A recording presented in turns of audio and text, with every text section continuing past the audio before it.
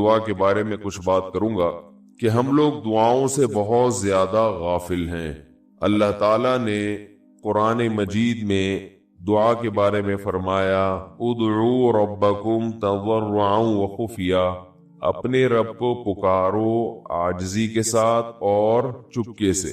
جیسے اللہ نے نماز کا حکم دیا، اللہ نے زکوٰۃ کا حکم دیا، بالکل اسی طرح سے اللہ نے مانگنے کا حکم بھی دیا ہے کہ ہم کس سے مانگیں؟ اللہ سے مانگیں، اور مانگیں یعنی اللہ کے علاوہ کسی اور سے نہیں مانگیں، اور اللہ سے بھی باقاعدہ مانگیں، مانگنے کا عمل جاری رکھیں۔ آج جہاں باقی عبادتوں میں سستی ہو رہی ہے، دعاؤں میں بھی لوگ پیچھے چلے جا رہے ہیں، مانگتے ہی نہیں ہیں، اور مانگتے ہیں تو پتہ نہیں کس اسٹائل سے مانگتے ہیں، توجہ نہیں ہوتی۔ اجتماعی دعاؤں پر زیادہ زور ہے، انفرادی پر زور نہیں۔ کہیں مجمع دعا مانگ رہا ہوتا تو ہاتھ اٹھا کے آمین آمین شروع کر دیں گے، بس ٹھیک ہے، وہ بھی جائز ہے، لیکن دعا میں جو اصل ہے وہ انفرادی ہے۔ دیکھیں، جب آپ کسی سے اپنی حاجت پوری کرنے کے لیے کچھ مانگنے کے لیے جاتے ہیں تو اکثر آپ کی کوشش ہوتی ہے کہ اس سے اکیلے میں ملو۔ اکثر کوشش کیا ہوتی ہے؟ سب کے سامنے نہیں، بلکہ آپ اس کو لیں گے، بھائی تھوڑی دیر کے لیے ذرا مفتی صاحب آپ سے کام، ایسا ہی ہوتا ہے نا، ذرا چھاؤں میں آ جائیں تھوڑی دیر کے لیے۔ لوگ کہتے ہیں نا، مفتی صاحب کہہ رہے ہیں بھائی یہیں پوچھ لو، کہہ رہے نہیں ذرا سائڈ پہ آ جائیں، تو سائڈ پہ جانے کے بعد پھر آپ کہتے ہیں یہ مسئلہ ہے، فلانا مسئلہ ہے، ڈمکانا مسئلہ ہے۔ تو سائڈ پہ لے جانے سے بعض دفعہ یہ بھی ہوتا ہے کہ سب کے سامنے آدمی اپنی بات نہیں لانا چاہ رہا ہوتا، اور بعض دفعہ یہ بھی ہوتا ہے کہ میں اپنی بات توجہ کے ساتھ سنا سکوں۔ تو دعا میں انسان، اللہ تو سب کی بات سنتا ہے، مجمع میں بھی اور تنہائی میں بھی، لیکن آپ دعا مانگنے میں جو آپ کی طبیعت لگے گی، توجہ سے مانگو گے، وہ تنہائی میں زیادہ شوق سے، زیادہ رغبت سے مانگ سکتے ہو۔ اجتماع میں ایسی رغبت اور ایسی شوق سے انسان دعا نہیں مانگ سکتا۔ تو انفرادی دعائیں ہی ختم ہوتی جا رہی ہیں۔ قرآن مجید میں اللہ تعالیٰ نے رمضان کی جو آیتیں ہیں ان آیتوں کے بعد ذکر کیا وَإِذَا سَأَلَكَ عِبَادِي عَنِّي فَإِنِّي قَرِيب، اے نبی ان سے کہہ دیجئے کہ جب یہ مجھ سے میرے بارے میں پوچھیں تو آپ ان کو بتا دیں کہ میں بہت قریب ہوں تمہارے۔ اجیب دعوت الداعی اذا دعان، جب کوئی پکارنے والا، دعا مانگنے والا مجھ سے دعا مانگے گا تو میں اس کی پکار کا جواب بولے بھائی اس پکار کا جواب دوں گا۔ پکار کا جواب دینے کا مطلب کیا ہوتا ہے؟ قبول کروں گا اس کی دعا۔ جواب کا یہ مطلب نہیں کہ اچھا میں نے سن لیا ہے، چلو ایک جواب تو یہ بھی ہوتا ہے نا، اچھا آپ چپ ہو جا، ہم کسی کو پکار رہے ہوں، اگلا کہتے ہیں اچھا بھائی ٹھیک ہے پتہ چل گیا، اب چپ کر کے بیٹھ جاؤ آرام سے۔ تو اللہ تعالیٰ جب جواب دیتے ہیں تو کیا مطلب ہوتا ہے کہ اللہ تعالیٰ وہ دعا قبول کر رہے ہیں۔ ہم دعا کثرت سے مانگتے کیوں نہیں ہیں؟ اس کی وجہ یہ ہے کہ ہمارے ذہن میں ایک چیز شیطان نے بٹھا دی ہے کہ مانگو تب بھی ویسے کے ویسے ہی ہے، نہیں مانگو تب بھی ویسے کے ویسے۔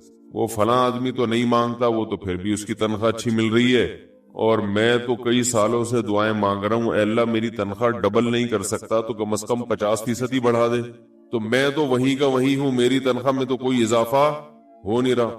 تو ہم تو دیکھتے ہیں کہ ادھر دعا مانگو کچھ بھی نہیں ہو، سوائے ثواب کے کچھ بھی نہیں ملتا۔ یہ وہ چیز ہے جو انسان کو دعاؤں سے روکتی ہے۔ حالانکہ ہم پیغمبروں کی زندگی دیکھتے ہیں تو بات بات پر دعائیں مانگتے تھے، بہت کثرت سے، بہت زیادہ۔ نوح علیہ السلام، اچھا اللہ نے ان کی دعاؤں کو قرآن میں ذکر بھی کیا ہے۔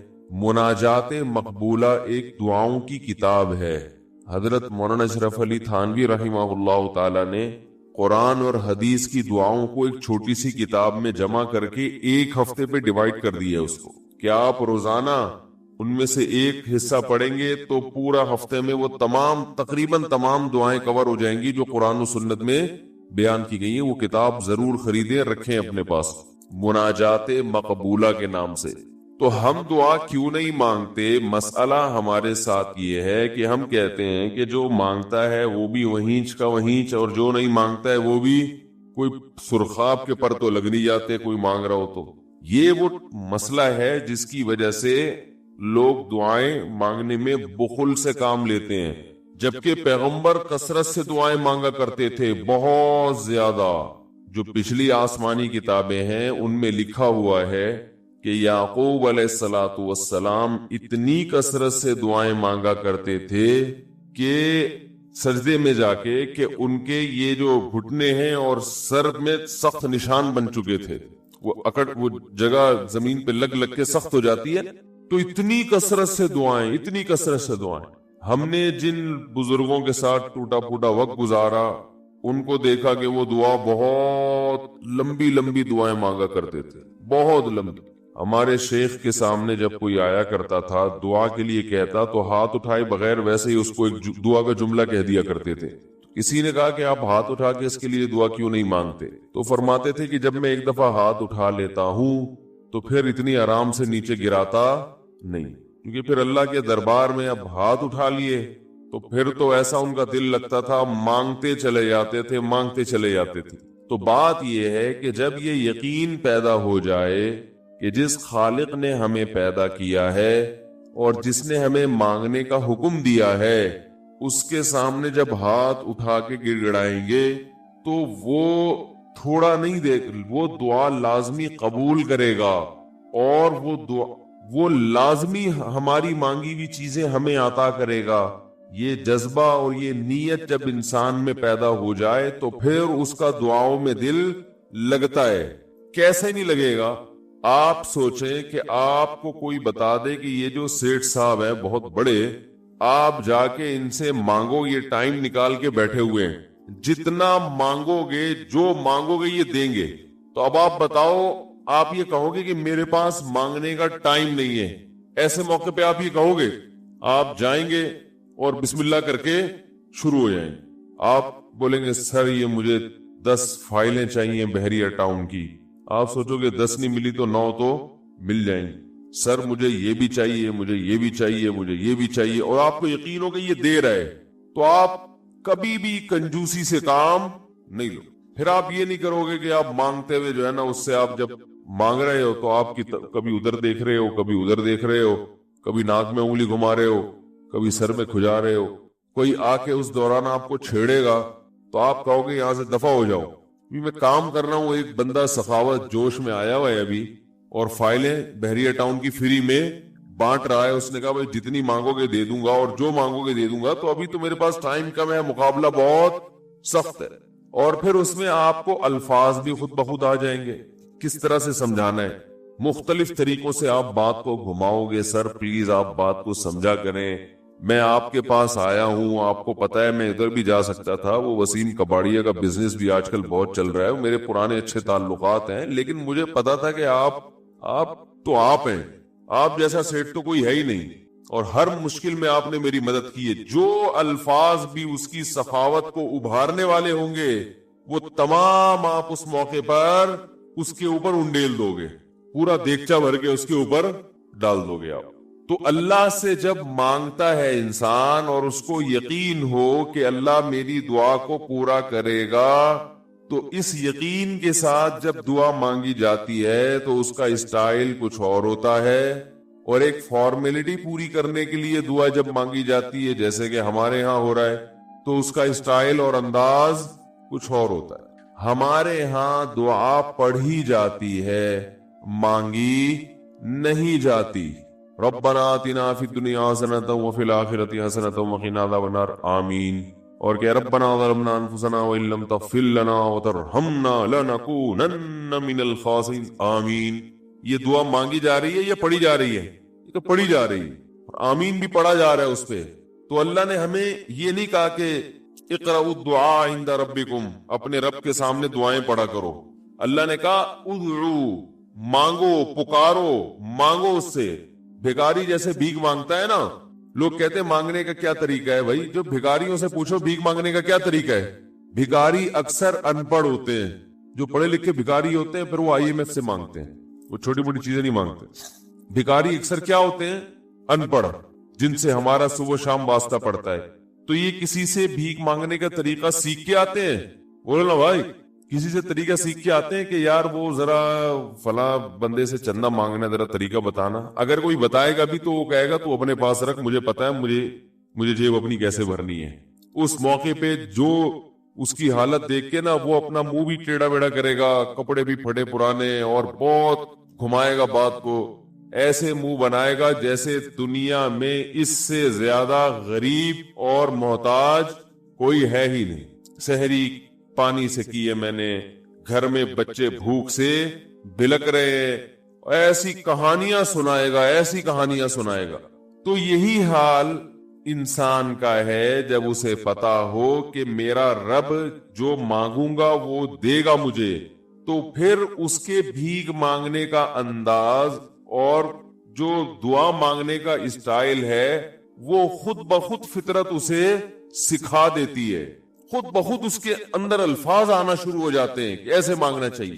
لیکن پرابلم یہ ہے، مسئلہ یہ ہے کہ دل میں یہ بات بیٹھ چکی ہے کہ قبول نہیں ہو رہی۔ عجیب حدیث ہے، رسول اللہ صلی اللہ علیہ وسلم نے ارشاد فرمایا کہ اللہ بندے کی دعا قبول کرتے رہتے ہیں، وہ مانگتا رہتا ہے قبول ہوتی رہتی ہے، وہ مانگتا رہتا ہے قبول ہوتی رہتی ہے، یہاں تک کہ ایک وقت ایسا آتا ہے کہ بندہ یہ کہتا ہے کہ میں مانگ رہا ہوں قبول تو ہو نہیں رہی، تو جب یہ کہتا ہے تو اس وقت قبول کرنا بند کر دیتے ہیں اللہ تعالیٰ۔ اللہ کہتے ہیں کہ اگر تو یہ سمجھ رہا ہے کہ قبول نہیں ہو رہی تو اب نہیں ہوگی۔ اب عجیب بات ہے یا نہیں ہے یہ حدیث؟ بھائی وہ بندہ کئی سال سے دعائیں مانگ رہا تھا اور پھر آخر میں آ کے کہتا ہے کہ قبول تو ہو نہیں رہی، تو ظاہر ہے کچھ نہیں ہو رہی ہوگی تبھی تو کہہ رہا ہے نا۔ اس کو ایسا لگ رہا ہوگا کہ قبول نہیں ہو رہی، بھائی اس کو یہ لگ رہا ہوگا کہ نہیں، جو چیزیں مانگ رہا ہوں وہ تو مل نہیں رہی، تو تبھی تو وہ کہتا ہے کہ قبول نہیں ہو رہی۔ تو سوال پیدا ہوتا ہے پھر اللہ قبول کرنا بند کیوں کر دیتے ہیں؟ اللہ تعالیٰ جب دعائیں قبول کرتے ہیں تو اس کا انداز وہ نہیں ہوتا جیسے ایک عام انسان جب کسی کو بھیک دیتا ہے۔ ایک عام فقیر جب آپ کے پاس آئے گا، آپ سے بھیک مانگے گا، 100 روپے دے دو، 20 روپے دے دو، آپ اٹھا کے 100 نہیں تو 10-20 تو پکڑا دیتے ہیں اس کو، تو وہ یہ سمجھتا ہے کہ میری دعا کیا ہو گئی؟ قبول۔ لیکن اللہ تعالیٰ اس طرح دعا نہیں قبول کرتے۔ اگر اللہ اس طرح سے دعائیں قبول کرنا شروع کر دیں تو پھر یہ معاملہ غیب کا نہیں رہے گا۔ ادھر آپ نے دعا مانگی، اے اللہ میرے کاروبار کو بڑھا دے، لیلۃ القدر میں رو کے دعا مانگی، اور صبح صادق کے وقت آپ کا فون آیا کہ آپ کا کنٹینر کسٹم والوں کے شر سے محفوظ ہو گیا ہے، سمجھ میں پاس ہو گیا ہو، اور آپ کی چیز ڈبل قیمت پہ بک گئی ہے۔ پھر آپ نے دعا مانگی، اے اللہ تیری رحمت اس وقت جوش میں آئی ہوئی ہے، تو ایسا کر میرا بچہ بھی پاس ہو جائے، اس کے نمبر اچھے آ جائیں۔ ادھر فون آیا کہ آپ کا بچہ پہلی پوزیشن سے کامیاب ہو۔ پھر آپ نے کہا آج اللہ کی رحمت بہت جوش میں آئی ہوئی ہے، اے اللہ میری بیوی بھی ٹھیک ہو جائے۔ تو بیگم صاحبہ کا فوراً فون آ گیا کہ میں ٹھیک ہو گئی ہوں، ہے بھائی میں ٹھیک ہو گئی۔ اے اللہ ساس صاحبہ بہت دنوں سے آگے بیٹھی ہوئی ہیں، جانے کا نام نہیں لے رہی، فون آ گیا کہ میں چلی گئی۔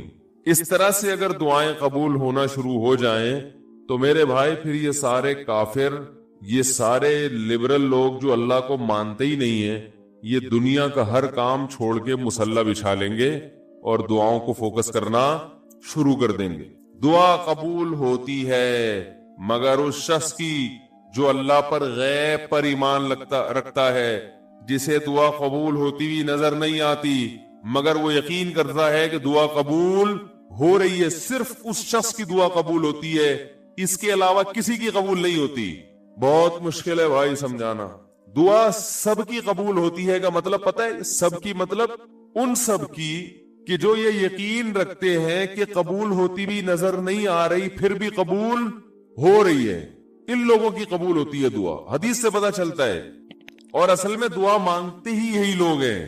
اب آپ کہیں گے بھائی نظر تو آ نہیں رہی، جب میں جو چیز مانگ رہا ہوں وہ مل نہیں رہی، تو کیا ایسے قبول کا کرنا کیا ہے بھائی؟ یہ تو صرف مشورے مل رہے ہیں ہمیں کہ پھر بھی مانگتے رہو۔ تو ہم نے وہ ایک فقیر تھا نا، ایک سیٹھ صاحب کے پاس آیا، کہنے لگا کہ بھائی ذرا کچھ پیسے مل جائیں گے، گھر میں ضرورت ہے۔ تو اس نے کہا اتنے ہٹے کٹے ہو کے بھیک مانگتے ہو، شرم نہیں آتی؟ تو اس نے کہا فی الحال میں نے آپ سے بھیک مانگی ہے، مشورہ نہیں مانگا، جب مشورہ مانگوں تو اس وقت مشورہ دے دینا کہ بھیک مانگنا میرے لیے مناسب ہے یا نہیں ہے بھائی۔ ابھی میں آپ سے پیسے مانگ رہا ہوں، مشورے کے لیے پھر کوئی اور ٹائم انشاءاللہ رکھ لیں گے، اس میں آپ سے مشورہ لوں گا کہ میرے جیسے آدمی کو بھیک مانگنا مناسب ہے یا نہیں۔ تو آپ کے ذہن میں بھی یہ خیال آ رہا ہوگا کہ ہم اللہ سے دعا مانگتے ہیں اور اللہ کی طرف سے جو چیز جو ہم مانگ رہے ہیں وہ تو مل نہیں رہی، بلکہ اللہ کی طرف سے مشورے مل رہے ہیں کہ مانگتے رہو، قبول ہو رہی ہے، تو ہوتی بھی تو نظر نہیں آ رہی۔ کیا خیال ہے بھائی؟ ہوتی قبول ہوتی بھی نظر تو نہیں آ رہی۔ تو یاد رکھیں دعا تو لازمی قبول ہوتی ہے، اگر آپ کو قبول ہوتی بھی نظر نہیں۔ دعا قبول ہونے کے انداز مختلف ہیں۔ اللہ تعالیٰ کے جس طرح سے قبول کرتے ہیں نا، وہ عام لوگوں کی طرح نہیں آپ کو چیزیں پکڑا دیتے، یہ تو غیب سے معاملہ ختم ہو جائے گا۔ اللہ کی حکمت کا تقاضا یہ ہے کہ اس طرح سے قبول کروں کہ قبول ہو مگر اس کو پتا نہ چلے، کیونکہ وہ اللہ کا دربار ہے، اس کی کچھ قیمت ہے کہ وہ ہر ایک کو مانگنے کی توفیق نہیں دیتا۔ بھائی آپ نے کبھی دیکھا کہ کوئی سیٹ ایسی دکان کھول کے بیٹھ جائے کہ آؤ جو مانگو میں دوں گا؟ ایسے تو کیا ہوگا کہ پورا نظام خراب ہو جائے گا نا۔ پھر آپ 10 فائلیں تھوڑی مانگیں گے، پھر تو آپ کہیں گے پورا بحریہ ٹاؤن میرے حوالے کر دو، پھر تو آپ یہ کریں گے نا۔ یہ تو میں نے ایک مثال دی تھی، عملاً ایسا نہیں ہوتا۔ عملاً وہی آ کے بیٹھے گا اور وہی آپ کو پیشکش کرے گا کہ اس کے کچھ اصول اور ضابطے ہوں گے، ان قواعد پہ آپ پورے اترتے ہوگے تو آپ کو وہ گھسنے دے گا۔ اللہ کے بھی کچھ اصول اور ضابطے ہیں، ساری دعائیں قبول کرے گا، جو مانگو گے صرف اتنا نہیں بلکہ بڑھا کے دے گا۔ لیکن اصول یہ ہے کہ اللہ کہتے ہیں کہ جب میں دوں گا تو نظر نہیں آئے گا، مگر یقین رکھنا ہے کہ کیا کر رہا ہوں، میں دے رہا ہوں، پھر دیتا رہوں گا۔ پھر بات وہیں آگے کھڑی ہو جاتی ہے کہ ایسے دینے کا کیا فائدہ کہ ہماری سمجھ میں نہیں آ رہا کہ پتہ نہیں کیسے دے رہا ہے اللہ تعالیٰ۔ تو یاد رکھیں اللہ تعالیٰ کے دینے کا انداز تھوڑا مختلف ہے۔ وہ کیا ہے؟ بعض مرتبہ جو چیز مانگ رہے ہوتے ہیں اللہ وہی چیز آپ کو دے دیتا ہے، اور ایسا بھی ہوتا ہے۔ ہمیشہ ایسا تو نہیں ہوا ہوگا کہ جو چیز مانگی اور نہیں ملی ہو، کئی بار ایسا ہوا ہے کہ جو مانگا وہ اللہ نے دے دی، فوراً مسئلہ حل ہو گیا۔ بعض دفعہ بلکہ اس سے بھی پہلے کا اسٹیپ، بسا اوقات تو آپ دعا مانگ ہی نہیں رہے ہوتے، آپ اس کو دعا سمجھ رہے ہوتے ہو، لہذا اس میں وہ جان ہوتی نہیں ہے، تو قبولیت کا پھر سوال ہی پیدا نہیں ہوتا۔ آپ دعا پڑھ رہے ہوتے ہو، مانگ رہے نہیں ہوتے۔ تو اللہ نے تو دعائیں قبول کرنے کا کہا ہے، دعائیں پڑھنے پر کہا ہو، وعدہ کیا ہو، ایسا ہمارے علم میں کوئی حدیث نہیں ہے۔ دیکھیں یونس علیہ السلام جب مچھلی کے پیٹ میں تھے تو یونس علیہ السلام کو اپنی خطا کا احساس ہوا کہ میں اللہ کی پرمیشن کے بغیر اپنی قوم کو چھوڑ کے آ گیا ہوں۔ ان کو احساس ہو گیا، تبھی اللہ نے مجھے مچھلی کے پیٹ میں ڈال دیا ہے۔ تو اب آپ نے مچھلی کے پیٹ میں جا کے یہ دعا مانگی، لا الہ الا انت سبحانک انی کنت من